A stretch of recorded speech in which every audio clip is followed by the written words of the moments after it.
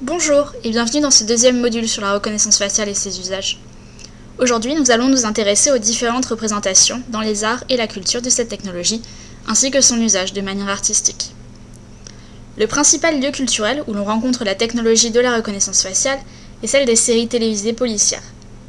Quiconque a déjà vu un épisode de la série Las Vegas a déjà pu observer un système de reconnaissance faciale en action. Le département de la sécurité du casino et de l'hôtel Montecito utilise son système de surveillance vidéo afin de repérer les individus identifiés comme voleurs, trompeurs ou déjà placés sur liste noire dans le casino. On voit ensuite l'image comparée au visage de la base de données afin de trouver une correspondance et identifier la personne. À la fin de l'épisode, comme on l'attend d'une série américaine, les méchants sont escortés hors du casino ou envoyés en prison. Bien entendu, ce qui paraît si simple et rapide à la télévision n'est pas toujours aussi clair et bien traduit dans le monde réel. La technologie a aussi envahi des films comme Minority Report ou des jeux vidéo tels que Watch Dogs. Dans le premier, les individus sont constamment surveillés et espionnés afin de repérer et d'empêcher les futurs meurtres ou attentats d'être commis.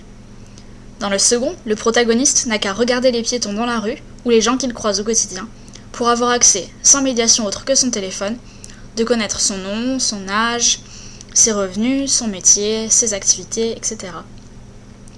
La reconnaissance faciale reste malgré tout principalement représentée comme une technologie de surveillance dans un univers oppressant. Peu nombreux, voire inexistants, sont les produits culturels qui en donnent une vision positive. En ce qui concerne l'usage de cette technologie de détection et de reconnaissance dans les arts, il est très multiple. Ce système étant relativement récent, le corpus disponible est déjà imposant. De nombreux artistes ont utilisé ces techniques, assez peu avec une visée critique et politique, cet aspect étant laissé aux fictions précédentes. Le Paris-Hidaloop de Philip McCarthy présenté en 2012 utilise un logiciel capable de générer des polygones aléatoires sur une image jusqu'à ce que la forme créée soit reconnue comme un visage humain. Bien que les images ne soient faites que de formes abstraites, on peut en effet reconnaître les modèles faciaux du visage humain dans ces figures. Des nez, des sourcils, des orbites, des bouches, etc. The Face of TV de David Tyneapple, présenté en 2007. Ici, les logiciels de détection faciale trouvent des visages dans les programmes des chaînes de télévision et les enregistrent. Ils remoulent ensuite afin de créer un visage moyen par chaîne. David Tyneapple va donc examiner 8 chaînes différentes du câble américain, regroupant des milliers de visages sur une journée. Sur cette image, on retrouve de gauche à droite et de haut en bas Fox News, CNN, MSNBC, BET, MTV, SCPAN, PBS et CBS. Reface de Golan Levin et Zachary Lieberman, présenté en 2007, est une installation particulièrement intéressante qui utilise la détection faciale pour capturer des vidéos des visages des visiteurs afin de composer des combinaisons infinies.